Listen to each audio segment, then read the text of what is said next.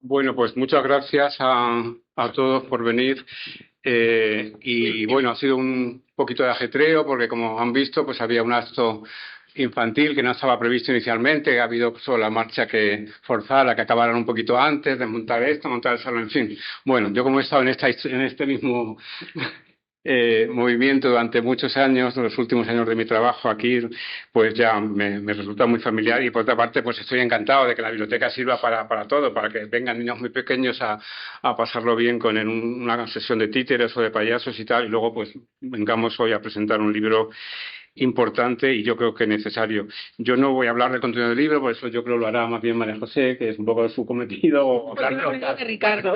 hablar de Ricardo y Ricardo hablará de ese libro. Yo simplemente, pues, en nombre de la editorial, pues decir que está muy satisfecho, pues decir, no siempre nos llegan libros que entendemos que son importantes y necesarios como este que de Ricardo Toledo en la Edad Media, la génesis de un mito que presentamos hoy. Yo creo que es la culminación, la síntesis, hola Jesús, de 40 años de trabajo, no los he contado, no sé si son 40, pero muchos, desde que... Alguno más.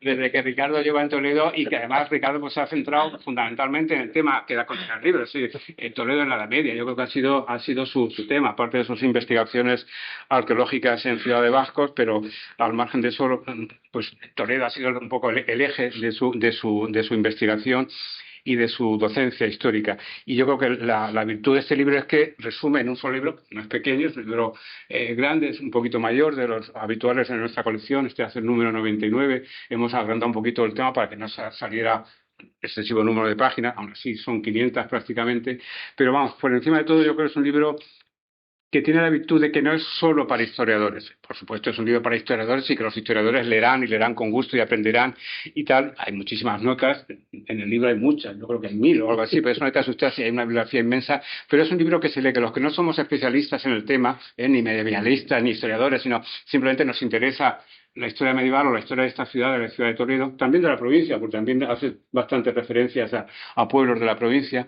pues yo creo que aprendemos más. Lo digo porque lo he leído con detenimiento, es decir, que no estoy hablando por haberme leído la solapa, los libros que edito los suelo leer. No, bueno, hay gente que va a una presentación y se ha leído lo que viene por detrás, la solapa y alguna referencia en prensa. Aquí lo de la prensa todavía no ha salido, creo que mañana sale algo, me han dicho hoy que hace una entrevista en la tribuna mañana, pero bueno, quiero decir que he tenido ocasión de leerlo y el proceso de edición del libro ha sido muy cómodo.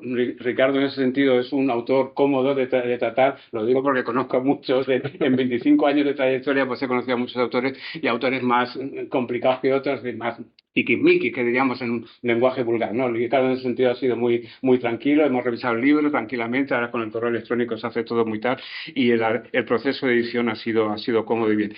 Quería dar unas gracias muy especiales, bueno, por supuesto a la biblioteca por a admitirnos y alojarnos aquí una vez más, a la Diputación de Toledo que ha colaborado, está aquí Enrique García Gómez, jefe del Servicio de Publicaciones, y sin su ayuda muy importante, muy considerable, pues no hubiera sido posible hacerlo. Lo digo porque las cosas buenas hay que decirlas siempre, es decir, cuando una institución responde a tu llamada y dice sí, adelante, o vamos a echar una mano, pues yo creo que es una cosa que hay que decir y que hay que agradecer, ¿no? Entonces, por la participación de la Diputación en ese sentido, pues es muy destacable y, bueno, creo que es de justicia decirlo aquí públicamente. Y por mi parte, pues nada más, gracias a todos por venir. Después de la presentación, lógicamente, Ricardo firmará el libro a quien se lo quiera, que llevárselo firmado y tal. Y nada más, va a estar, como le decía antes a un señor que quería comprarlo, pero no tenía tal, va a estar en la caseta que hemos puesto que ha puesto la Consejería de Cultura y nos ha cedido a las editoriales de Castilla-La Mancha, que nos acabamos de agrupar en un gremio de editoriales de Castilla-La Mancha, que es una cosa muy reciente. De hecho, nuestra primera actividad pública es esa caseta y va a estar hasta el domingo, inclusive en Zocodover, mañana y tarde, y ahí estará también el libro de Ricardo, bueno, algún otro más de la editorial, muy poquito, porque somos muchos, el espacio es muy pequeño y somos muchas editoriales, pero bueno, por lo menos el de Ricardo, que es la principal novedad en este momento, estará con toda seguridad. Así que yo me callo ya, dejo la palabra a María José, que te agradezco que hayas querido colaborar a este acto y luego ya lo cerrará Ricardo con su propia impresión sobre él, cuando tú quieras. Sí. Muy bien, pues muchas gracias, buenas tardes a todos y ante todo pues gracias tanto al editor como al autor pues por haber pensado en mí para que participe en este acto, ¿no? La verdad es que se está ya convirtiendo casi en una costumbre que un clásico que Ricardo y yo nos demos la réplica en este tipo de actos académicos. Él lo hizo hace unos meses con su discurso de contestación cuando ingresé en la Real Academia de Toledo y ahora pues me toca a mí acompañarlo, ¿no? Y la verdad es que este acompañamiento mutuo que nos hacemos empezó hace mucho, empezó en el siglo pasado cuando ninguno de los dos teníamos mucha noción de quiénes éramos, con ocasión de un congreso que se celebró en Ciudad Real, aquel primer y único congreso de historia de Castilla-La Mancha, que se celebró en Ciudad Real, como digo, en el año 1985, y en el que muchos jóvenes historiadores de mi generación pues hicimos los primeros pinitos investigadores. Pues en una mesa como esta, en la que presenté esa comunicación junto con otros compañeros, tenía a un lado a Julio Valdeón y a otro lado tenía a Ricardo Izquierdo. Fue nuestro primer contacto, nuestro primer flash, que nunca además podré olvidar porque la foto salió publicada en el periódico Lanza de Ciudad Real y claro, pues una estudiante totalmente novel, de pronto verte ahí pues fue toda una experiencia. Como es natural, después de eso pues hemos participado en muchos más actos, él ha estado presente en los momentos académicos más importantes de mi vida, pues en la tesis doctoral, en mi plaza primero de contratado doctor, después de titular. Y más allá de eso, pues hemos coincidido y compartido un montón de experiencias, de proyectos, de actividades, más allá de nuestro común despacho en la Facultad de Humanidades, por el llamado la Sala de Pendones, pero por la única razón de que está el balcón con las banderas, ¿eh? ¿No? Bueno, la cuestión después de todo esto es que llevamos muchos años juntos y somos amigos, ¿no? Y esa es, buenos amigos. Y esa es la razón, pues yo creo, de que él haya pensado en mí para hablar aquí. Como he dicho antes, o cuando me interpelaba a Alfonso, yo no he venido aquí a hablar de su libro, sino de hablar de Ricardo, porque creo que Ricardo es una persona conocida en Toledo, estás en todos los saraos, permíteme que lo diga así, pero no sé si todo el mundo conoce verdaderamente todo lo que Ricardo ha aportado y ha dado a la ciudad de Toledo. Y creo que un día como hoy, en el que se presenta una obra que ya lo ha dicho Alfonso y yo también lo diré, es un poco la síntesis de toda su vida investigadora y profesional, pues creo que es momento de conocerlo, aunque en la sala hay muchas personas que lo conocen igual que yo, pero en fin, no está nunca de más decirlo. Ricardo Izquierdo es un chicarrón del norte que nació en Irún, pero que realmente lleva una buena parte de su vida en Toledo. Él estudió la carrera en Filosofía y Letras en la Universidad Complutense, se licenció en el año 1972 y 2 años después, en octubre del 74, es decir, ahora mismo se cumplen 50 años, Ricardo comenzó a dar clase en el Colegio Universitario de Toledo, ¿no? En el edificio Lorenzana, en la licenciatura, en el primer ciclo de la licenciatura en Geografía e Historia que se impartía allí, ¿no? Y bueno, esa fue su bueno, había habido alguno antes, pero bueno, esa fue su llegada realmente a Toledo. Probablemente no pensó en ese momento que esto iba a ser ya tan definitivo, pero la realidad es que así lo fue, ¿no?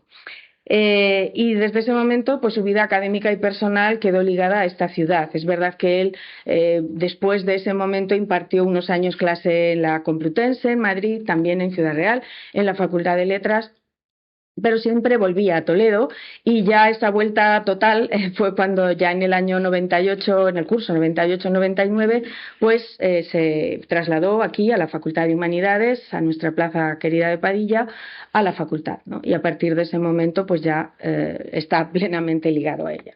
De manera que 2 universidades, la Complutense donde se formó, licenció y doctoró, y la Universidad de Castilla-La Mancha son un poco los dos puntales en los que ha desarrollado su labor. Sin duda, la Universidad de Castilla-La Mancha es la que tiene más trascendencia, porque en el año 1990 ganó la plaza de catedrático de universidad, y a partir de ese momento pues ya se vinculó a ella realizando las tres patas de las tareas que hacemos los que nos dedicamos a la vida universitaria. Por supuesto, la docencia. Son generaciones y generaciones de alumnos las que han pasado por su magisterio, las que lo conocen, las que lo saludan allá donde vas, te encuentras un antiguo alumno. Y bueno, esa actividad no ha cesado, porque aunque él se ha jubilado oficialmente, pero bueno, por su condición de catedrático emérito, pues sigue dando clase en el máster en patrimonio que desarrollamos en la facultad. La segunda pata de esa actividad ha sido la gestión. Y bueno, ahí hay que destacar la labor que durante 12 años ha desarrollado como decano de la Facultad de Humanidades, ¿no? Una facultad que, gracias al esfuerzo suyo, al de sus equipos, al de también pues los compañeros de la facultad, pues bueno, se ha puesto en el mapa, yo creo, de la vida cultural e intelectual de la ciudad, y que, bueno, pienso que esa actividad continúa hoy en día con su sucesora, que está aquí, y con el resto de compañeros que estamos en ella. Y finalmente, la tercera pata, que es la que a nosotros nos interesa hoy, es la investigadora: docencia, gestión e investigación. Y como digo, de las tres, hoy la que nos convoca es la investigadora, puesto que el libro que aquí se presenta es el resultado de una investigación que lleva desarrollando pues esos 50 años que Ricardo vive, trabaja e investiga en Toledo. Cuando Ricardo llegó aquí en el año 74, se encontró con un panorama prácticamente yermo en cuanto a estudios y publicaciones sobre el Toledo medieval. A partir de su llegada, pues se puso a buscar en los archivos de la ciudad temas posibles de investigación para realizar su tesis, en el catedralicio, en el municipal, y mira por dónde eligió la catedral. Y bueno, él hizo su tesis sobre el patrimonio del cabildo de la catedral en el siglo XIV. Después siguió con documentación del archivo municipal, trabajando, como ahora diré, un sinfín de temas, de tal manera que es absolutamente imposible que nadie que decida buscar algo de la historia de Toledo en la Edad Media no se encuentre con Ricardo. Es literalmente imposible, porque son muchas las publicaciones, son muchos los años que se ha dedicado a ello. Y además es que concurre una circunstancia que hoy en día es menos frecuente, yo creo, entre los investigadores, y es que Toledo no se ha dedicado a una sola etapa del estudio de Toledo medieval, ni tampoco a un solo tema o a un solo enfoque, que hoy en día normalmente todos lo hacen. Somos bajo medievalistas o alto medievalistas, estudiamos la economía, estudiamos la vida religiosa, depende. Pero en el caso de Toledo, de Ricardo, pues bueno, quizá tenía tanto a su se le pusieron tantas posibilidades ante su mano que decidió tocarlas todas, ¿no? De manera que cronológicamente ha estudiado desde el Toledo visigodo hasta la Baja Edad Media, pasando por la conquista islámica, la posterior conquista cristiana, el reinado de Alfonso X, recordemos que fue el comisario de la bonita exposición que tuvimos en Santa Cruz hace pocos años. Y desde el punto de vista de los enfoques, pues tampoco ha quedado prácticamente nada sin tratar. Él ha estudiado la actividad política de la ciudad a través de los reinados y de la relación de los distintos reyes de Castilla con la ciudad, y especialmente significativo fue esa publicación que tiene sobre los privilegios reales a la ciudad, dados por los monarcas a la ciudad de Toledo, sacado de la documentación del archivo municipal, y que es un texto imprescindible porque están transcritos todos esos documentos. Por supuesto que también se ha ocupado de la vida económica de la ciudad, la organización gremial, la actividad comercial, los precios y salarios, el abastecimiento alimenticio, un abanico enorme. En lo social, pues claro, no ha podido dejar de tratar las minorías socioreligiosas que hacen tan peculiar a nuestra ciudad. Mudéjares, mozárabes, judíos, conversos, hay muchos trabajos de Ricardo que tratan esos temas. Otra temática que también yo creo que es una de las que más justamente hay que reconocerle, es la que ha tratado de estudiar la vida cotidiana, los aspectos de la vida más doméstica de la ciudad, ¿no? Y en ese sentido, pues su obra Toledo, un espacio desordenado, es absolutamente imprescindible y absolutamente pionera. Después de ella empezaron a haber muchos más estudios de este tipo, pero por primera vez no se trataba la vida de una ciudad imperial ni de una ciudad patrimonio de culturas ni nada por el estilo, sino que se trataba la vida a pie de calle de los ciudadanos, la suciedad, los malos olores, los enfrentamientos por las obras, la recogida de, bueno, de basuras, de residuos, el abastecimiento de agua, la propia delincuencia, es decir, toda una serie de aspectos de, como digo, la cotidianidad de la ciudad, ¿no? Y también, por supuesto, el urbanismo de la misma, la configuración de esa compleja ciudad que va evolucionando a lo largo de los siglos, ¿no? Y bueno, pues he estudiado sus murallas, la vida, las casas de las ciudades, los edificios y lugares de culto de las tres religiones, es decir, bueno, una variadísima temática, una variadísima cronología en algo que ya digo, no es habitual en los investigadores recientes, más recientes. Bueno, yo ya no soy muy reciente, pero un poco más reciente que tú, sí, no me lo negarás. Y entonces, pues nosotros nos solemos dedicar a una cosa más concreta. Bueno, creo que todo esto no hubiera sido posible si Ricardo no hubiera aunado a esa faceta de estudiar la documentación de archivo, que ya he dicho antes, pues fue, digamos, lo primero que desarrolló cuando llegó a Toledo. Si no hubiera aunado, como digo, esa actividad y ese conocimiento de la documentación y del texto escrito medieval con su gran conocimiento de las fuentes arqueológicas. Ricardo es uno de los pioneros de la arqueología medieval en España. No en balde, él fue uno de los que impulsó la creación de la Asociación Española de Arqueología Medieval, que se gestó aquí precisamente en Toledo en los años 80, en diversas reuniones en el colegio universitario donde él estaba impartiendo clase, ¿no? Esa misma asociación le ha nombrado pues socio de honor para reconocer, como digo, primeros pasos de esta disciplina que estaba la arqueología más asociada a las etapas anteriores y que, bueno, pues a partir de esos años empezó a tener un gran respaldo también en lo que es la etapa medieval. Pues claro, todo ese conocimiento de las fuentes arqueológicas, de las distintas actividades, excavaciones, restauraciones monumentales que se hacen en la ciudad de Toledo, de las cuales pues nuestros compañeros, muchos de ellos antiguos alumnos nuestros, arqueólogos profesionales, van progresivamente sacando a la luz, son para él también una fuente que sabe interpretarlas mejor que otros, que somos más ratas propiamente de biblioteca, sabe interpretarlas y permeando toda la documentación o toda la información que extrae de la documentación, pues creo que él ha sido capaz muy bien de aunar todos esos contenidos, ¿no? Bueno, pues todo eso es lo que está en este libro, ¿no? Que es el resumen de esos cientos y cientos de trabajos que él ha realizado a lo largo de su vida. La obra, lo ha dicho Alfonso, va a ser un referente obligado para cualquiera. Si lo eran todas esas obras anteriores, esta es evidentemente un referente obligado para los investigadores que nos dedicamos al estudio de la Edad Media toledana en cualquiera de sus facetas, pero también para cualquier persona que quiera conocer el pasado medieval de nuestra ciudad, ¿no? Yo creo que en ese sentido él lo sabe mejor, pero la ciudad le hizo un regalo en el año 2008 cuando le nombró hijo adoptivo de la ciudad, y creo que Ricardo ha correspondido como un investigador sabe hacerlo, ¿no? Y es otorgándolo, regalándole a la ciudad este trabajo que sin duda alguna creo que es absolutamente imprescindible. Él sigue trabajando, él no va a dejar de hacerlo, pero aunque no se quiera decir, es un poco su legado, su testamento más importante desde el punto de vista investigador, y es así.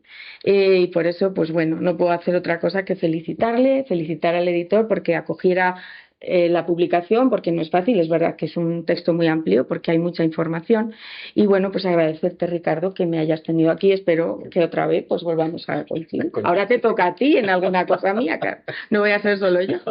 Muchas gracias.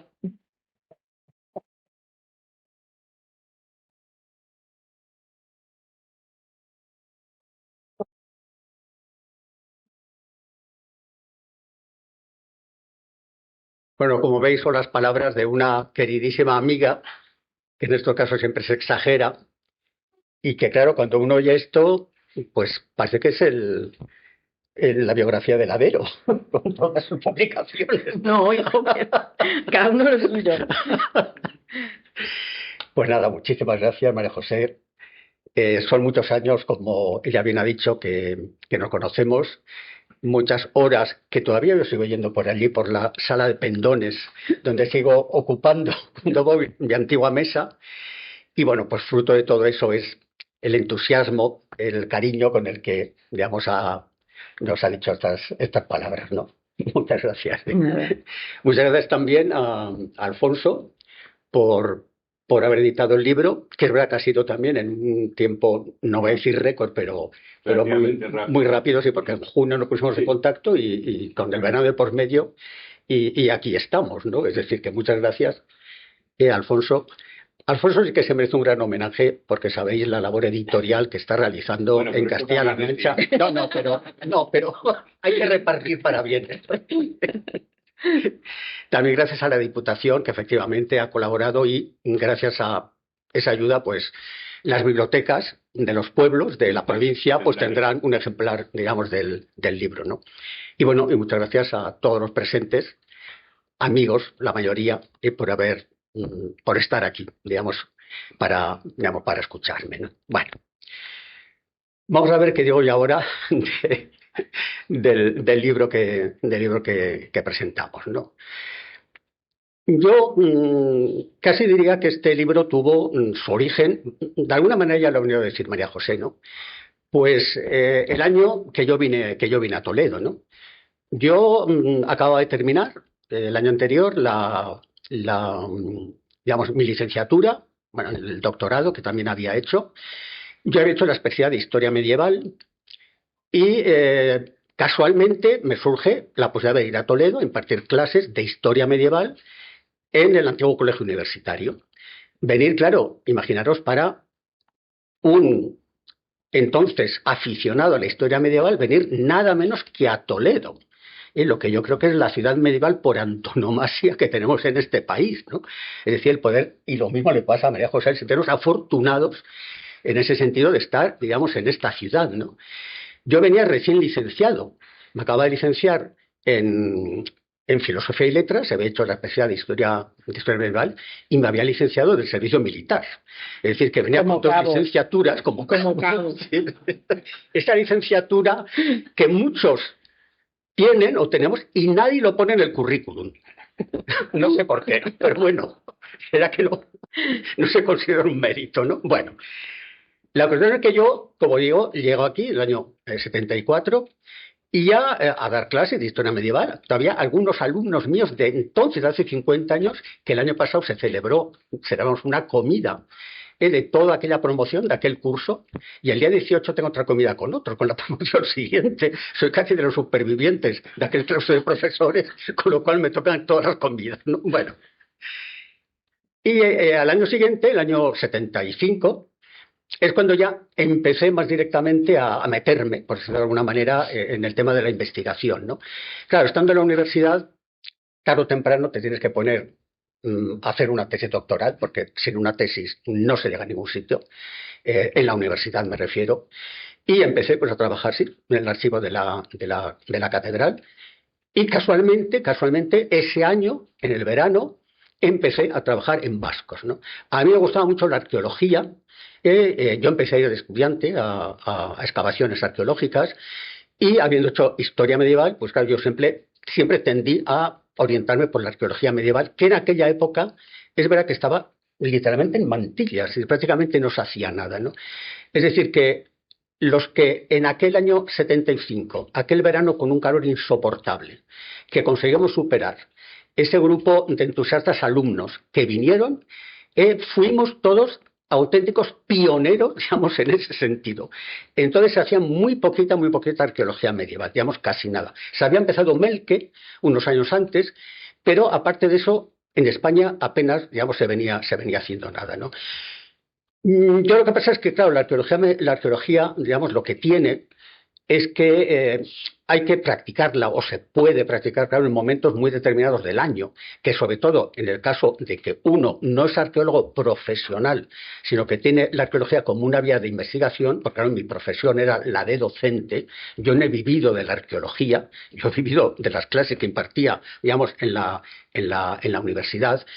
Pues que mi idea era haber llevado a cabo una tesis sobre arqueología medieval, pero claro, si la basaba en excavaciones, y especialmente lo podía haber hecho sobre vascos, claro, me hubiese llevado muchos años, muchas campañas de excavación, para al final tener unos mimbres suficientes como para poder elaborar una tesis. Y entonces cuando decidí, dejo el verano para vascos, para la arqueología, y durante el invierno, pues me dedico, estando aquí en Toledo, a trabajar en los archivos, ¿no? Y es de alguna manera lo que he hecho durante pues todos estos años, ¿no? Es decir, no he dejado de ir a Vascos, este año también hemos cumplido los 50 años y allí este verano, con el calor que ha hecho, pues allí he estado también, digamos, durante el mes de agosto, ¿no? De tal manera que yo de alguna forma, pues soy como Dickens, es decir, hago historia de dos ciudades, ¿no? Toledo y Vascos. Vascos suponiendo que fuese una ciudad, ¿no? Pero bueno, ese es otro tema, no vamos a entrar ahora en ello, ¿no? Bueno, yo a partir de ese momento, pues aparte de que la línea de investigación fundamental era la tesis, pero ya empecé a ir publicando donde podía, cuando podía, porque claro, no hay que olvidar lo que nos ocurre a los que entramos en el mundo de la universidad, que es el tema del currículum, que hay que ir haciendo currículum. Y una base fundamentalmente de nuestro reconocimiento se va a basar en lo que hemos investigado. Y lo que hemos investigado plasmado luego en una publicación, digamos, que es digamos, lo que se ve, ¿no? Y ahí estamos abocados pues, a tener que intentar pues, publicar fundamentalmente por a veces donde se puede. Y donde se podía, pues era en revistas, yendo a congresos y demás, y yo, pues claro, todos nos hemos movido en los que hemos empezado en la universidad, nos hemos ido moviendo y nos seguimos moviendo, digamos, en ese contexto, ¿no? Y yo ahí poco a poco, pues fui, ya digo, pues generando pues publicaciones que salían aquí y allá, algunas publicadas aquí en Toledo, en los anales toledanos, en Toletum, incluso antes de ser yo académico, pues empecé ya había que buscar las vías de publicación, evidentemente. Entonces eran más fáciles porque ahora ya se exige mucho a la hora de publicar en una revista, ¿no? Ahora entra el tema de la calidad, ya no se admite cualquier artículo así como así, digamos, para publicarlo. Ahora ya pasa por una serie de filtros que limitan mucho la publicación, digamos, de un trabajo, ¿no? Lo cual, por otra parte, también es bueno, digamos, en ese sentido, ¿no? Porque no es tanto la cantidad, sino sobre todo el tema de la calidad, ¿no? Pero bueno, yo ahí poco a poco, en plan hormiguita, sí, pues fui sacando, creándome un poco mi base bibliográfica o historiográfica, no sé cómo decir, ¿no? Bueno, y hubo un momento en el cual, en el año 2007, una editorial que fue muy efímera, fue Azacanes, publicó una historia de Toledo, en general, que abarcaba desde la prehistoria hasta pues nuestros días, ¿no? Y a mí me encomendaron si quería participar haciendo la parte de historia medieval, ¿no? Y bueno, y colaboré, digamos, y hice esa parte, y bueno, ahí está publicada, ¿no? A los 3 años, en el 2010, se hizo una reedición en otra editorial que yo creo que eran los mismos, pero que cambiaron el nombre, que se llamaba Tilia. Felipe ya había muerto, yo creo que Felipe Centelles, que era el de Era el que llevaba Azucar. Sí. Azucanes ya murió, entonces cogió la editorial otra persona. Se llamaba Tilia, que no sé si se va a publicar mucho. No, pero publicó una segunda edición de ese libro. Una segunda edición, como se dice, corregida y aumentada, corregida las erratas que había en la edición anterior y aumentada porque nos permitieron, bueno, pues añadir algo que en esos 3 años pues hubiese publicado, ¿no? Que yo aproveché para meter, digamos, algo, ¿no? Y ahí estaba, pues bueno, lo que fue un poco los antecedentes, podríamos decir, de este libro, pues una síntesis de la parte correspondiente a la historia de Toledo en los siglos medievales, ¿no? Yo alguna vez incluso me había planteado que es verdad que era pues posiblemente la primera vez que se abarcaba en su conjunto, desde época visigoda hasta finales del siglo XV, lo que era la historia de la ciudad a lo largo de todo ese tiempo, ¿no?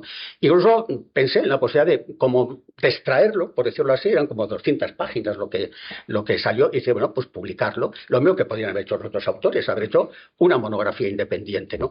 Lo que ocurría es que era muy divulgativa, claro, era el sentido que tenía ese libro, ¿no? No había notas a pie de página. Y entonces yo pensé que merecería la pena pues darle otro aire, ¿no?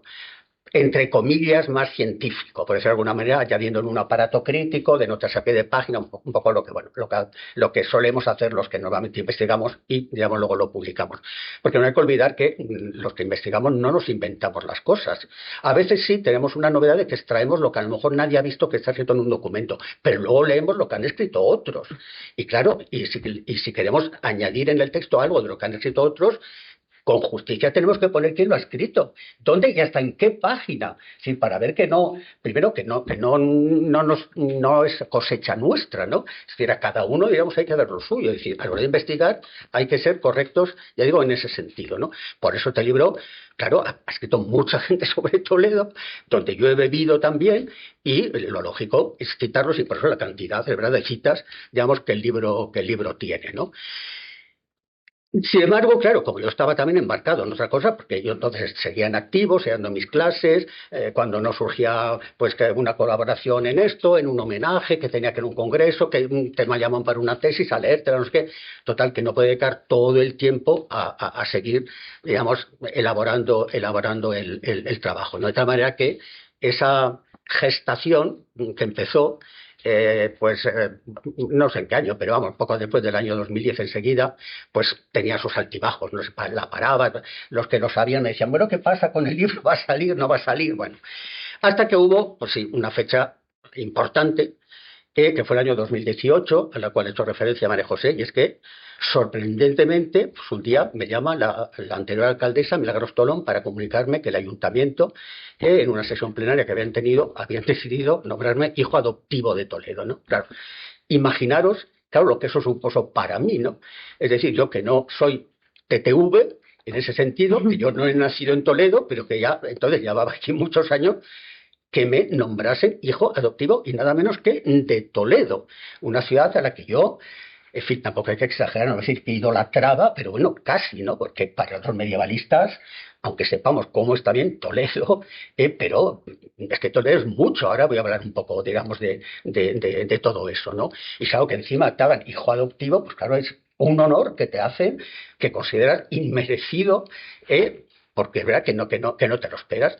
Y claro, en esa situación, pues llegas un momento que te encuentras casi como en deuda, digamos, con la ciudad, digamos, que te ha hecho, digamos, ese reconocimiento, ¿no? Y yo pensé, pues bueno, pues qué mejor en ese sentido que terminar, digamos, de una vez este libro y dedicárselo, y de hecho está dedicado, la dedicatoria está a la ciudad de Toledo en reconocimiento y homenaje por haberme nombrado, no sé, literalmente ahora es así, por haberme nombrado hijo adoptivo, tal. Bueno, está ya yo ahí en el libro, es decir, es en reconocimiento la dedicatoria que le he hecho a la propia ciudad y por extensión a todos vosotros toledanos, ¿no? Bueno, y la cuestión es que al final, pues bueno, pude ya rematar el libro, ya cuando me jubilé, ya dejé de dar clases y bueno, y luego pues lo que ya hemos comentado. Claro, porque cuando uno edita un libro es como eso de decir un autor en busca de editor, ¿no? Y aunque hice intentos en otras editoriales, pero yo siempre quise que de alguna manera el libro, es verdad que es un tema local y claro, editoras nacionales, a veces es difícil que te publiquen lo local, porque se puede vender, evidentemente, pero claro, lógicamente donde tiene más interés es en el lugar al cual el libro, digamos, se refiere, ¿no? Y bueno, pues contacté con Alfonso y vamos, ningún problema, enseguida entramos en contacto, la colaboración de la Diputación, que fue fundamental, y aquí estamos hoy pues presentando el libro, ¿no? El libro, yo también me planteé lo que pasa a todos los autores, en definitiva, que es también buscar un título. A veces hay títulos que surgen directamente del propio trabajo, que no. En este surgía, porque es una historia de Toledo en la Edad Media, ¿no? Lo que pasa es que a mí me parecía, y esto es lo que comentaba con Alfonso, me parecía que era como un título demasiado convencional, ¿no? Que había que añadirle algo, ¿no? Y claro, ¿qué se le podría añadir? Pues le podía añadir lo que de alguna manera subyace en el libro, ¿no? Que es, claro, es la historia de Toledo, ¿no? Pero no de cualquier ciudad, ¿eh? Porque yo considero que Toledo es una ciudad mitificada. No es una ciudad mítica, entendido por mítica esas ciudades que nunca han existido, pero que se hacen referencia en los textos, claro, las ciudades míticas, otras que se han existido, pero claro, la importancia que se les ha dado, pensar en Troya, por ejemplo, pues sí, una ciudad mítica. Hoy puede haber ciudades incluso míticas en ese sentido, claro, pensar en Jerusalén o pensar en Roma, claro, son ciudades impresionantes por la historia que tienen, ¿no? Pues bueno, Toledo no les va muy a la zaga tampoco en ese sentido, ¿no? Y un poco en el momento que uno entra en esos entresijos históricos, se da cuenta que Toledo tiene mucho de mito, ¿no? Es decir, ¿por qué viene tanto turista y cada vez más a Toledo? Pues por algo será. Es verdad que son los monumentos y todo lo que queráis, pero vienen y muchas veces se van reconociendo, digamos, lo que efectivamente esta ciudad es, y muchas veces ya vienen sabiendo lo que esta ciudad ha sido, digamos, por lo que han leído. No es una ciudad cualquiera, digamos, en nuestro ámbito, sobre todo en España, podríamos decir. Hay ciudades mucho más grandes en población y demás, pero en lo que es historia y la carga histórica que tiene Toledo, es decir, muy pocas la tienen, y yo creo que es lo que hace de ciudad, pues lo que podríamos decir, un mito, ¿no? Yo, claro, es verdad que jugar con ese concepto, pues alguien puede pensar que estás exagerando, ¿no? Yo fui al diccionario de la academia y, claro, hay muchas acepciones de la palabra mito y vi una que encajaba, que dice, mito es una cosa o persona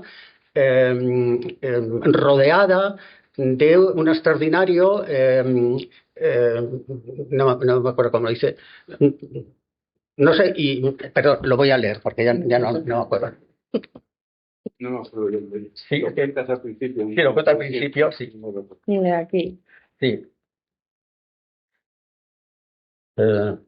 Sí, un mito es persona o cosa rodeada de extraordinaria admiración y estima, ¿no? Claro, si quitamos la palabra cosa y ponemos ciudad rodeada de extraordinaria admiración y estima, ¿hay alguna ciudad en España más rodeada de admiración y estima que Toledo? Pues poquitas habrá, ¿eh? Poquitas habrá. Habrá ciudades muy famosas, pero esa condición de Toledo yo creo que le hace, digamos, ser un mito. Un mito que a la vez ha sido digamos, como el cúmulo pues, de otros mitos, de otros tópicos, si queremos verlos así, que ahí están, que de vez en cuando pues, aparecen en textos, en la prensa y demás, y que han ido reforzando esa idea de que efectivamente es una ciudad especial, ¿no? Pues, por ejemplo, pues habla de la urbs regia, a veces hablando de época visigoda, la ciudad real, ¿no? A veces ha señalado que fue la primera capital de España, refiriéndose a la época visigoda, que por eso ahí habría que hacer un matiz. Cuando se dice la primera capital de España, con más rigor habría que decir la primera capital de Hispania. Hay que tener en cuenta que en época visigoda, España, tal como hoy la entendemos, no existía. No existía.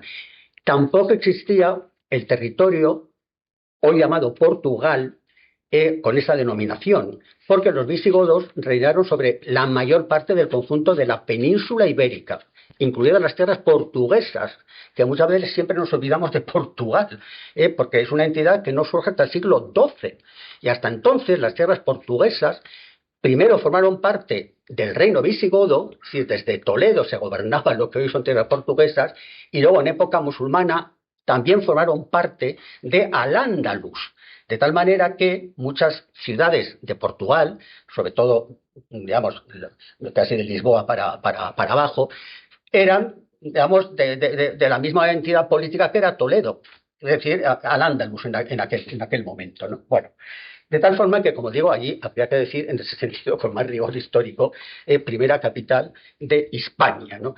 Luego, la ciudad de las tres culturas.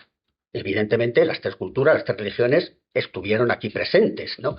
Ahora, es verdad que con esa denominación de las tres culturas, curiosamente, es como un producto que afectó, no sé si es la palabra correcta, pero que se reprodujo en muchas ciudades, esa presencia de musulmanes, cristianos y judíos, desde el 711 que llegaron los musulmanes, se dio en muchas ciudades. Sin embargo, Toledo se ha quedado con la marca. El copyright lo tiene Toledo. Cuando se habla de la ciudad de las tres culturas, todo el mundo piensa en Toledo. Y nadie a veces se para a pensar que en Córdoba, en Sevilla, todas las ciudades que queráis, hubo cristianos, musulmanes y judíos también. Pero se ha quedado, ya digo, es lo que le ha dado como una aureola en la ciudad de las tres culturas. De ahí luego ha derivado la ciudad de la tolerancia, ¿no? Que esto ya tiene un poco más de... Pero bueno, como eslogan, lo mismo que el otro, pues queda muy bien, digamos, en ese sentido, la ciudad de la tolerancia, ¿no? Tolerancia, curiosamente, cuando más tolerancia hubo y se podía aplicar perfectamente ese concepto, fue en época musulmana, ¿eh? Los musulmanes fueron mucho más tolerantes que luego la sociedad cristiana fue, sobre todo con los judíos, digamos, en épocas posteriores, ¿no? En los 4 siglos que estuvieron aquí los musulmanes, apenas, es que no hay conflictos entre unos y otros, ¿no? Sin embargo, ya digo, luego ha habido un poco esa extensión, que es curioso porque esta circunstancia que periódicamente sabemos que en la historia reciente se reproduce, que es el enfrentamiento entre Israel y los palestinos, que no es de ahora, sabéis que desde hace años ya periódicamente se viene reproduciendo, pues un poco al rebufo de uno de esos conflictos, hubo un grupo de personas que crearon lo que se llama, por lo menos si estáis en internet lo veréis, lo que no sé si funciona, yo creo que no, el Centro Internacional Toledo por la Paz. Toledo por la Paz. Y surgió, como digo, al rebufo de un momento que hubo ese conflicto, porque consideraban que esa supuesta tolerancia que se había practicado en Toledo había que tomarla como referencia de cómo hubo una época en el pasado donde la paz o la convivencia sí fue posible en Toledo. Y al rebufo de eso, resulta que toman a Toledo como centro para crear ese centro precisamente, digamos, como lo denominan, ¿no? Yo creo que no funciona. El que lo presidió en su momento fue, os sonará, Josep Piqué, que fue ministro de Asuntos Exteriores, fue el que lo encabezó. Murió. La fundaron fue en 2004 o 2008, ¿no? Pero bueno, ¿por qué aquí en Toledo? ¿No? Y yo creo que hasta en alguna mente que ojalá ocurriese, hasta pensaron que si llegase en algún momento a producirse esa deseable paz entre israelíes y palestinos, es decir, entre judíos y musulmanes, que el mejor sitio del mundo para firmar la paz, ¿cuál sería? Toledo. En referencia a esa supuesta etapa en la que la paz, digamos, fue posible, ¿no? Bueno, si veis hasta dónde puede llegar, digamos, un poco todo este tema de la convivencia y demás, en el caso de las 3 culturas, digamos, en Toledo, ¿no? Y luego podríamos ir, pues eso, la ciudad imperial, la ciudad primada, en fin, todos los eslóganes, digamos, que a partir de ahí han ido surgiendo, ¿no? Pero, si veis, al final, ¿a dónde nos remiten, digamos, todos estos vamos a decir eso, lemas? Pues a la Edad Media. Es ahí donde está surgiendo, digamos, todo lo que luego, digamos, da esa esencia a Toledo. Es decir, lo tenemos ahí, ¿no? Y no solamente, digamos, porque claro, esto ha sido luego, digamos, opiniones que los historiadores posteriormente, claro, han ido sacando, ¿no? Yo no sé esa expresión de ciudad de las 3 culturas en qué momento surge, pero bueno, surgió y ahí está, o la ciudad de la convivencia y cosas por el estilo, ¿no? Pero también en la propia época medieval, ¿no? Ya había una conciencia, es verdad que, claro, en determinadas escalas sociales, claro, la información, la cultura en la Edad Media no llegaba a todos los sitios, ¿no? Pero, por ejemplo, en la propia monarquía, el caso de Alfonso X o incluso Pedro I, me parecen algunos documentos, se refieren a Toledo como cabeza de España. Cabeza de España, claro, la propia monarquía ya la importancia que le da, ¿no? O luego, cuando surgió el famoso pique, porque no fue un pique, entre las 2 ciudades importantes del reino, que eran Burgos y Toledo, ¿no? Por aquello de que, claro, cuando se les convocaba a cortes, las 2 ciudades tenían representantes, llevaban esos 2, digamos, diputados, ¿sabes?, los procuradores, los llevaban a las cortes donde se celebrasen, y luego estaba, claro, el pique que hoy en día tienen también los políticos, que si hay que intervenir en el Congreso, ¿quién interviene primero? Hoy interviene el que más diputados tiene, Y bueno, ahí ya no se discute, porque bueno, en aquella época no se iba así. Y claro, ahí surgió un pique porque los de Burgos consideraban que bueno, la cabeza de Castilla era Burgos y que a la hora de intervenir ante el rey, los primeros que tenían que hacerlo eran los representantes de Burgos. Y todos los de Toledo se quejaron, no, nosotros tenemos más antigüedad, se podían remitir a la época visigoda, que ya fuimos capital de eso, de Hispania, ¿no? Y entonces ahí surgió un conflicto que el propio rey, Alfonso XI, pues lo zanjó diciendo, bueno, que los de Burgos hablen primero, que el rey hablará por Toledo, ¿no? Es decir, que como veis, el rey asumió como una especie de portavocía, digamos, de la ciudad, en la vinculación que la monarquía, ya digo, tenía con Toledo, ¿no? Con Pedro I, las armas eran el escudo de la ciudad, ¿no? Pues él dictamina que las armas de Toledo son las armas del rey. Y todavía lo sigue siendo, ¿eh? Si os fijáis en el escudo de Toledo, los cuarteles que tienen, que aparecen, pues Castilla y León. Y luego ha podido evolucionar según la historia política, ya digo, de España. Pero todavía, como veis, digamos, aquello se sigue manteniendo, ¿no? Como se mantiene la primacía de la Iglesia toledana. El arzobispo primado de España, ¿y de dónde viene ese título? De época visigoda, digamos, que es cuando se lo reconocen. Es decir, como veis, todavía como la herencia medieval en Toledo es enorme. Y bueno, y por no decir la propia ciudad, si es que pasear por Toledo es pasear por una ciudad musulmana. De calles estrechas, sinuosas, muchas veces oscuras. Es decir, ese es uno de los atractivos, digamos, que ha tenido también Toledo, conservar de alguna manera esa propia escenografía. Claro, imaginaros, todo esto que estamos contando, con una ciudad que se hubiese arrasado por los motivos que sea, yo tendríamos rascacielos por ahí. Es que podríamos estar hablando ahora de la ciudad de las tres culturas y de la tolerancia y no sé qué. Es que no tendría sentido. Es que el propio contexto, ese cascarón, digamos, que tenemos escenográfico, es que parece que te está llevando, diríamos, a eso, ¿no? A intentar conocer qué ha pasado ahí, ¿no? Y como veis, es la Edad Media, esos siglos, lo que han generado esa mitificación, ya digo, de la ciudad, ¿no? Todavía, en época medieval, hay una frase que circuló mucho, aquella que decía que los estudiantes en Europa, estudiantes europeos, cuando querían estudiar, digamos, artes, eran letras, ¿no? Se iban a París. Cuando querían estudiar medicina, iban a Salerno. Y si querían estudiar derecho, iban a Bolonia. Y termina diciendo, y a Toledo, los diablos. Fijaros, entre esas ciudades aparece ya Toledo, ¿no? Venían los diablos, ¿no? ¿Qué significa aquello de los diablos? Pues los diablos significaba, es la expresión que se les da, a los que venían a Toledo a estudiar lo que podríamos llamar las artes diabólicas, es decir, la magia, sobre todo la magia negra. Al parecer en Toledo había una escuela de nigromancia y, como siempre ha habido frikis en el mundo, pues algunos pues se venían a Toledo a aprender, digamos, esas, vamos a llamarle, artes, ¿no?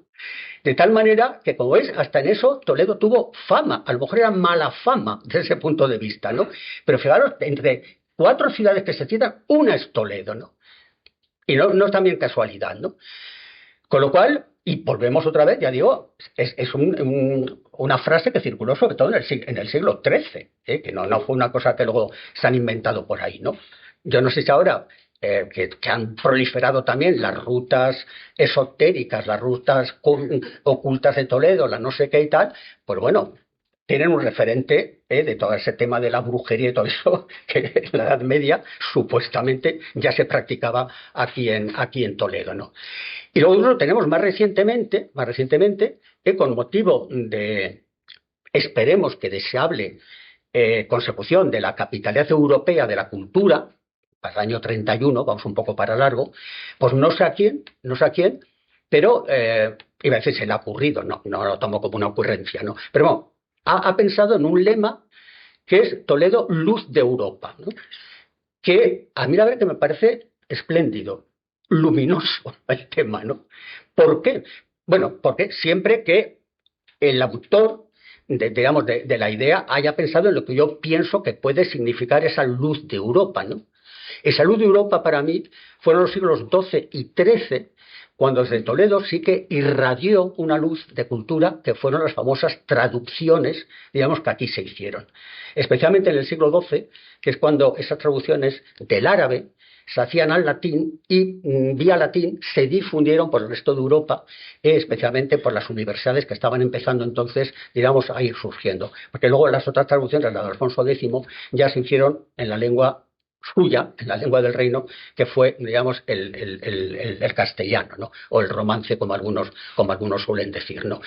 Pero claro, fijaros la importancia que entonces tuvo Toledo. Es decir, esas traducciones significaron que una gran parte del saber, de la cultura, especialmente de la filosofía del mundo antiguo helenístico, que en gran parte se había perdido, pero que los musulmanes, cuando conquistaron esas tierras del antiguo mundo helenístico, pues se encontraron con esas obras escritas en griego, las tradujeron al árabe, y luego esas obras escritas en árabe es la que pudieron haber llegado aquí a Toledo, y en Toledo, claro, era donde podían venir también, aparte de los que venían a estudiar las artes diabólicas, venían interesados en hacerse con esas obras, que alguien las supiese leer, las supiese traducir, y en Toledo había gente que sabía leer y traducir perfectamente el árabe, y claro, todo ese cúmulo de saber surgió de Toledo para Europa, y por eso ese lema de Toledo, luz de Europa, a mí es que me parece muy acertado, ¿no? Suponiendo, digo, que lo haya ideado vaya un poco por esa vía, o a lo mejor están buscando otra luz por otro lado, que a mí, digamos, se me escapa, ¿no? Si es así, yo creo que cuando se celebre, y ojalá se llegue a celebrar digamos, la capacidad cultural, yo pienso que en las actividades que se hagan, la Edad Media, por la vía que sea, va a tener que estar muy presente, muy presente. Si juegan con ese concepto de luz de Europa, y hay que aprovecharlo, evidentemente, porque si efectivamente Toledo hubo un momento en el que tuvo una gran proyección sobre el mundo cultural europeo, pues es, como digo, el momento, digamos, de señalarlo, ¿no? Pero a lo que veis que como todavía hoy en día hay quien está buscando esos referentes que inevitablemente te están llevando, como digo, a la época medieval, ¿no? Y de alguna forma, por eso el sentido, digamos, que tiene el libro, decir, bueno, pues todo eso se ocurrió en la Edad Media, pues vamos a intentar conocer cómo fue aquella época, ¿no? Y es lo que recojo en el libro. El libro está dividido en una serie de capítulos que, lógicamente, a medida que se va avanzando, son más extensos en cuanto al número de páginas, digamos, que tienen.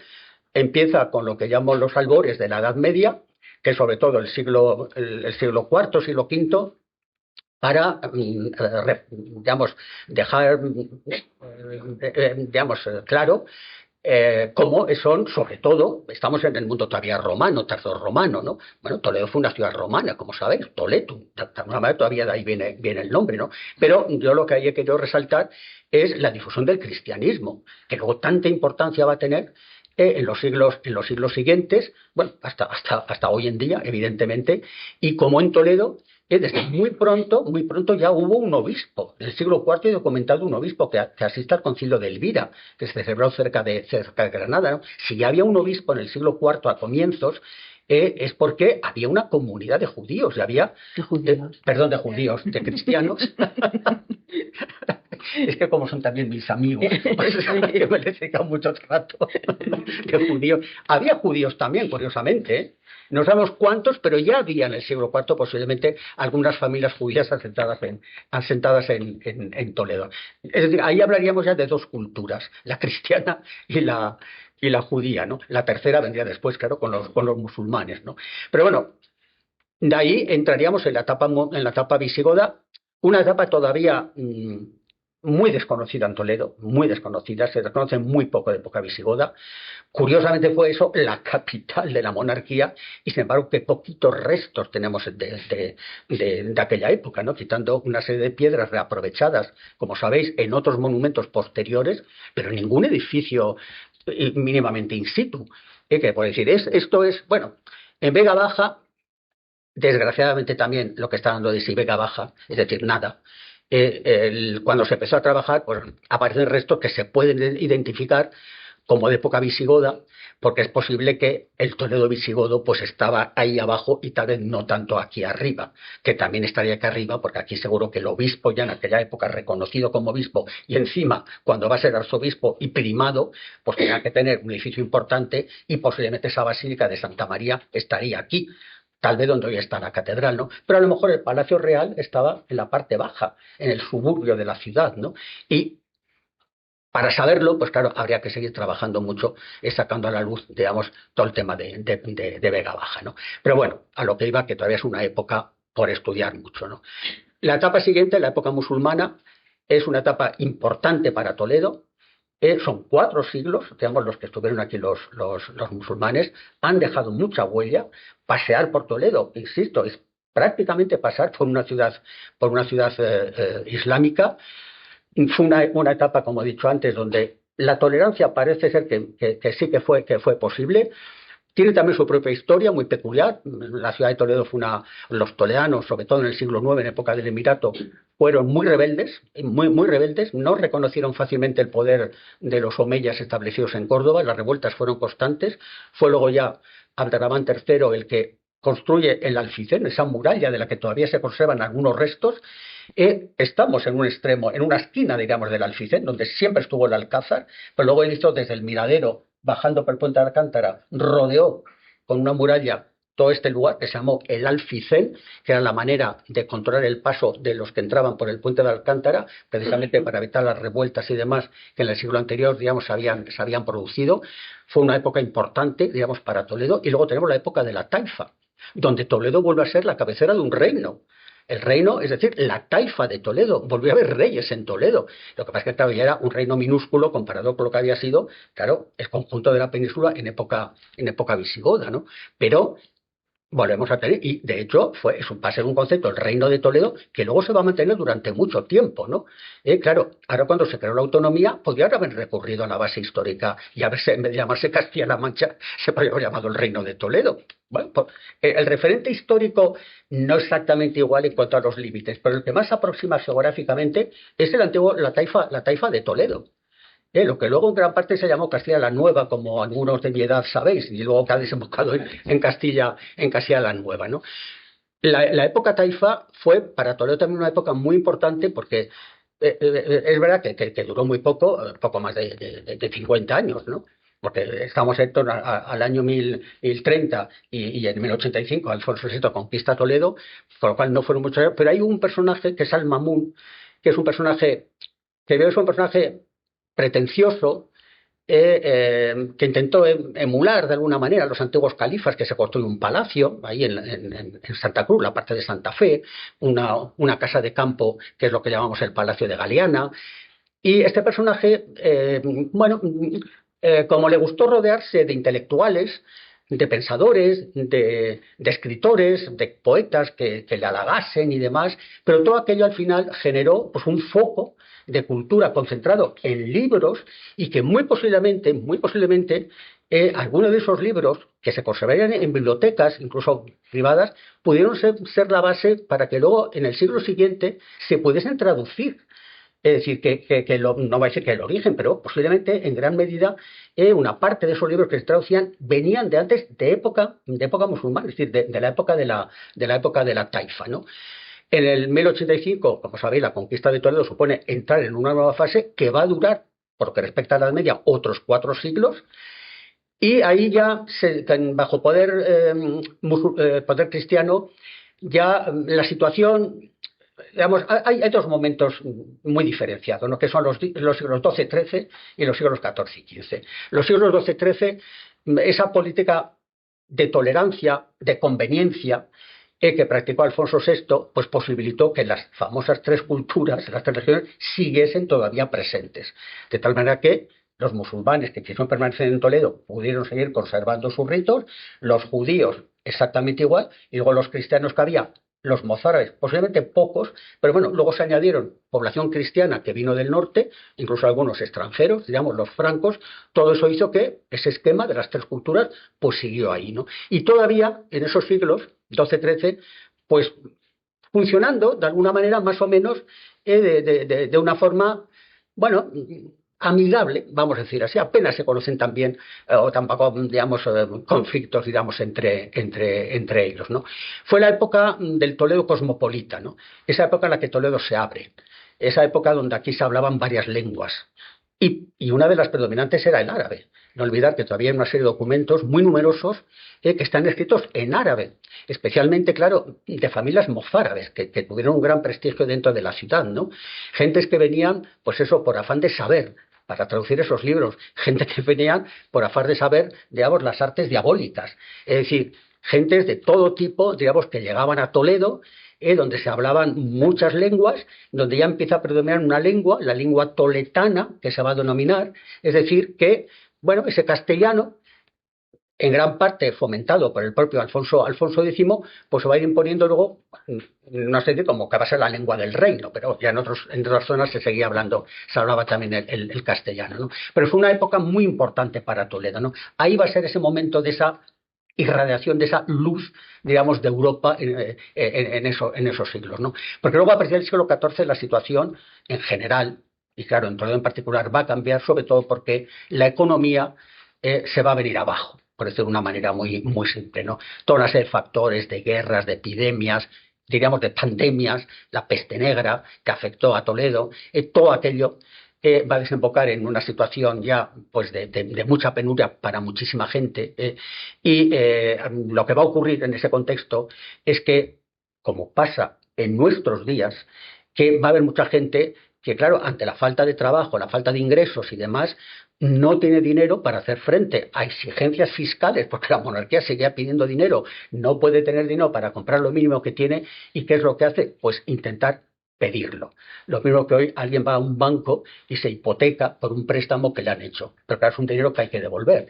¿Quién podía prestar en aquellos momentos? Hombre, había banqueros también, ya habían empezado los banqueros, vamos a decir, profesionales, pero claro, estos negociaban pues, con los mercaderes, con los que manejaban, digamos, el dinero, ¿no? Los que estaban metidos en los negocios, ¿no? Pero claro, la gente más común, pues ¿a quién recurría?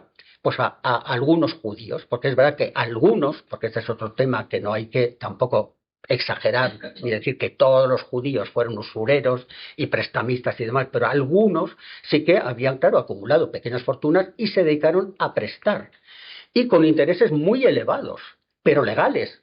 El interés, digamos, que prácticamente era el que se practicaba, era de un 30%. Imaginaos que hubiese que pagar hoy una hipoteca a un 30% a un banco. Pero estaba legalizado, ¿no? Claro, ¿qué es lo que ocurrió? Pues que la mayor parte de la gente no podía pagar. No podía pagar, digamos, esas deudas que habían contraído, ¿no? Claro, recurrían muchas veces a la monarquía. Iban a las cortes, los procuradores, pedían al rey que por favor que eliminase las deudas y demás, pero claro, el rey no las podía eliminar, porque ¿qué iba a pasar? Que entonces los prestamistas judíos se venían abajo cuando eran los primeros prestadores de la misma monarquía que recurría a ellos. Pasa como hoy en día en los bancos. Imagino que hoy en los bancos la gente dejase de pagar las hipotecas. Los bancos se vendrían abajo.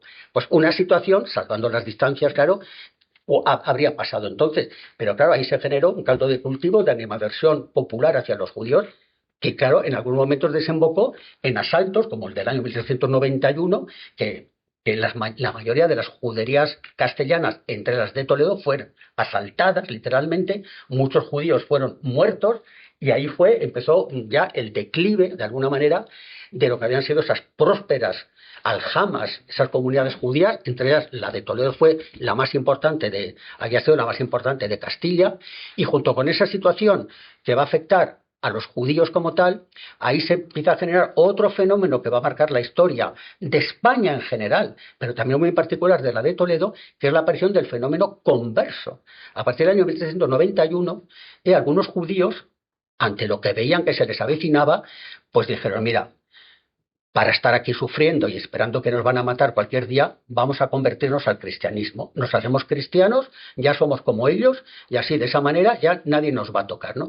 Y entonces empezaron ahí pues las conversiones, y hubo familias judías, es cierto, que se convirtieron, y empieza un fenómeno, el de los conversos, o el de los cristianos nuevos, que claro, se van o quieren integrarse en la sociedad de los cristianos viejos, es decir, los que habían sido de toda la vida, que algunos consiguieron integrarse, es decir, emparentaron, se casaron pues con mujeres de familias, o hombres, según las circunstancias, claro, de familias de cristianos viejos, y llegaron a ocupar cargos importantes, algunos incluso entraron en la iglesia, ella estuvo hasta obispos, el obispo, el de Burgos, que llegaron a ser obispos que tenían antecedentes judíos, pero claro, hubo momentos en que parte del sector cristiano no lo toleró.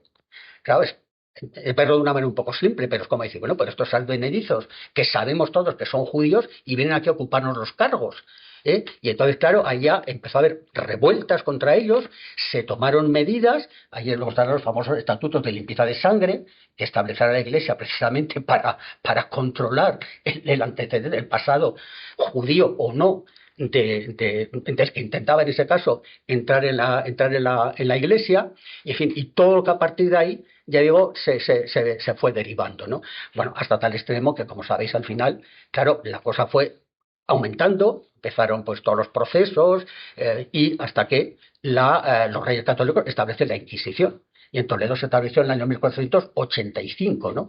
Y, claro, y unos años después decretan la expulsión de los judíos, con lo cual, claro, entonces ya ahí se acaban las tres culturas.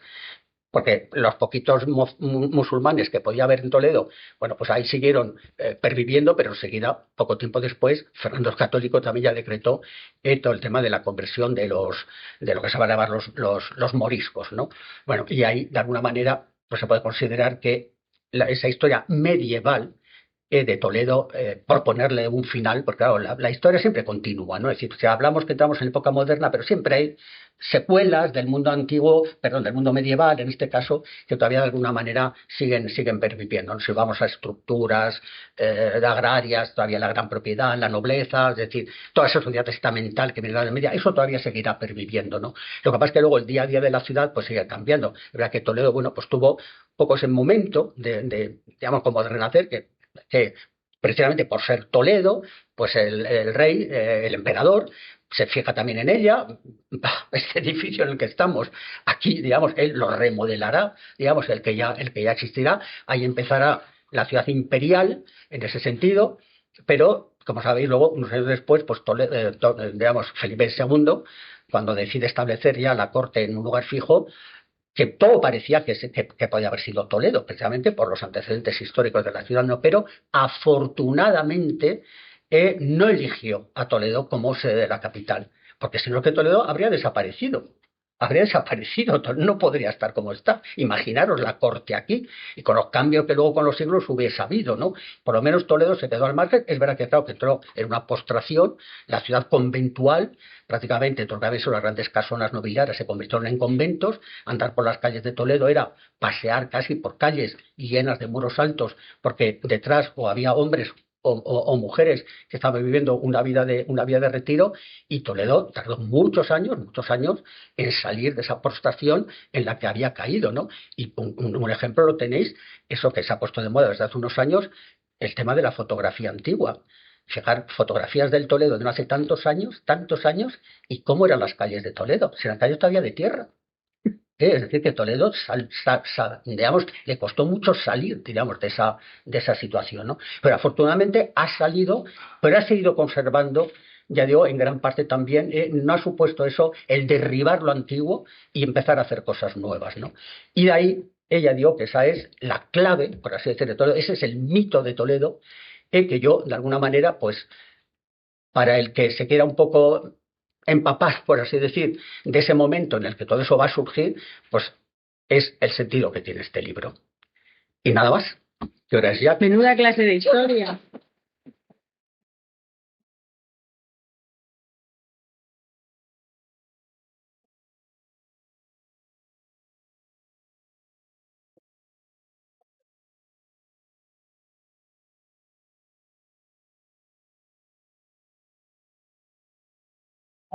Muchas gracias. Sí, Rosario, sí. Rosario. Este término mítico, el mito, está muy bien vinculado a esa compartimentación de las tres culturas, ¿verdad? Se habla de las tres culturas en relación a esa ciudad mítica. pero tú lo sabes muy bien, cuando entramos en la vida cotidiana es muy difícil hablar de tres culturas. Más bien hay una cultura que es la andalusí. ¿Qué te parece este pensamiento? Del andalusí, pero ya en época posterior, por ejemplo, el siglo XV. No, pero ¿cuál? Estamos hablando de un típico En los 12 y 13, Ah, será, te digo yo, ¿no? siglo XII. Sí, no, sí, Lo que es la vida cotidiana no es tanto tres culturas compartimentadas, aquí los judíos, aquí los musulmanes. Sí, no, había. Sino que se podría hablar más bien de la cultura andalusí. Hombre, hubo una herencia muy fuerte. Desde el punto de vista de la lengua, el árabe todavía en Toledo se siguió hablando durante el siglo XIII y parte del XIV. Por lo menos había gente que sabía escribir el árabe y consiguientemente que lo sabía leer. Y eso ya era en una sociedad analfabeta, digamos, como la mayor parte de la población, digamos, que supiesen leer la lengua, ¿no?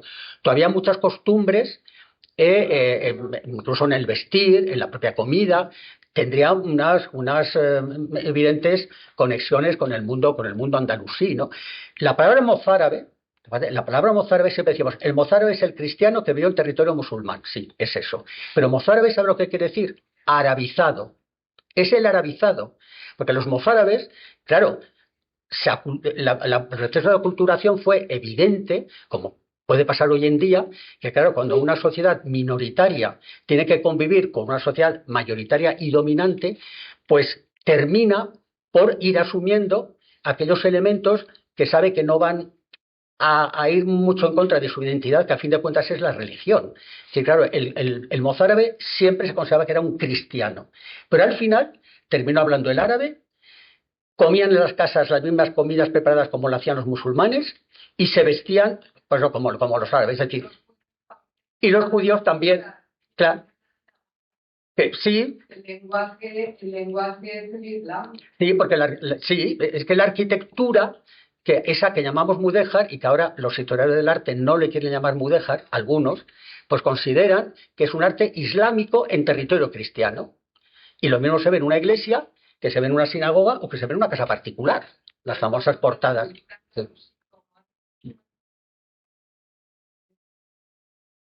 Sí, lo peculiar de Hispania, que era Hispania en relación con que Al-Ándalus fue el territorio, o sea, la denominación que los musulmanes dieron, claro, a la parte de la península ibérica que ocuparon. Eso lo andalusí, que claro, que tuvo sus peculiaridades con respecto a otras zonas del Islam. Y en Toledo eso fue, y se mantuvo muy fuerte. Fíjate, por eso te digo, casi hasta hoy en día el tema del urbanismo toledano. La huella es que el momento que se rastrea todo eso sí se es.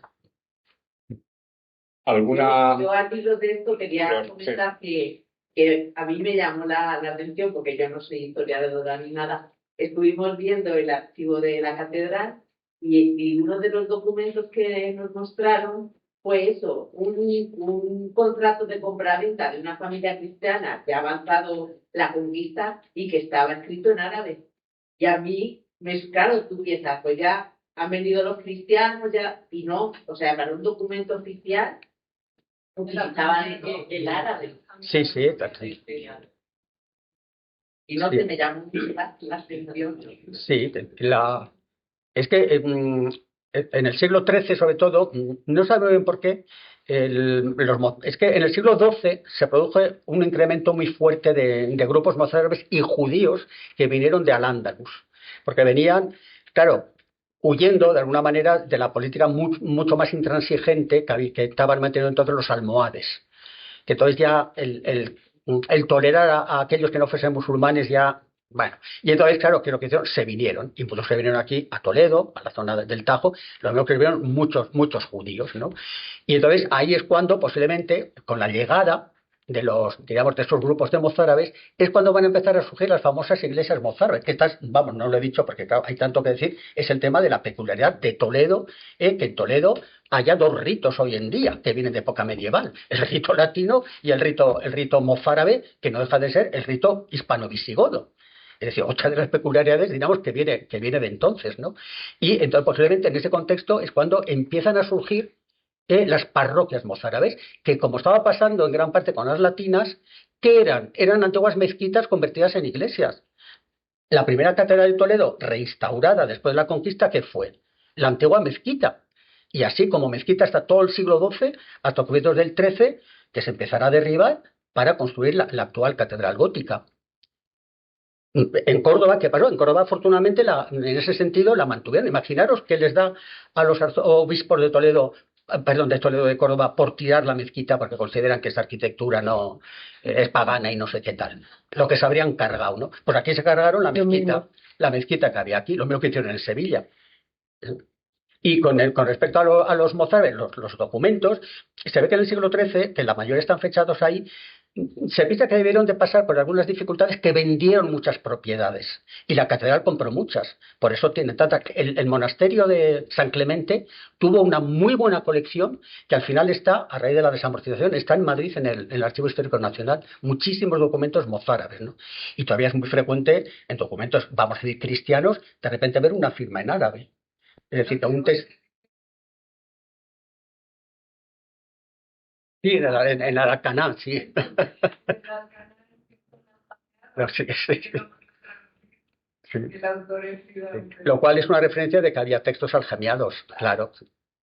De que había gente que sabía leerlos. O los escribía incluso, claro. Que estamos en una ciudad muy especial y hay que cuidarla mucho. Vale, pues.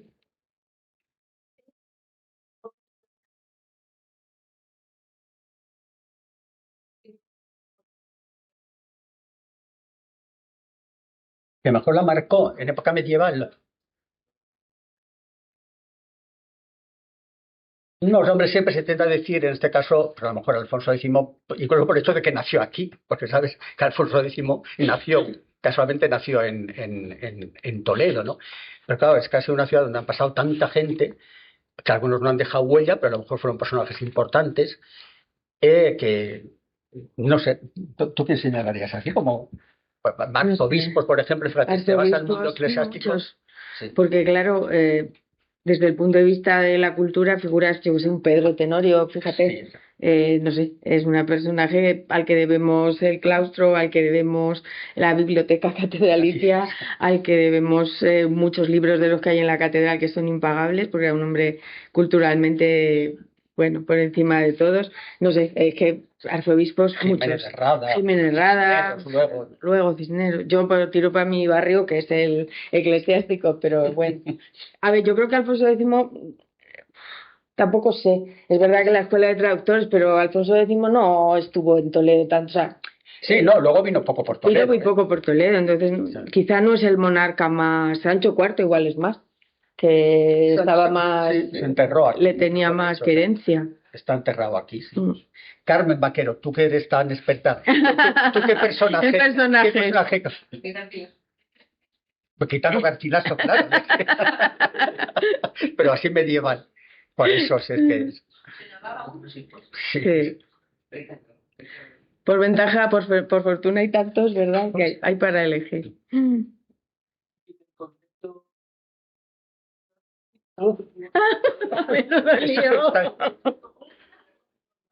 ¿Es correcto? ¿Es incorrecto? ¿Hasta qué punto es incorrecto? Es que, mira, este es un tema que se está debatiendo muchísimo, muchísimo el tema de la conquista, reconquista y demás.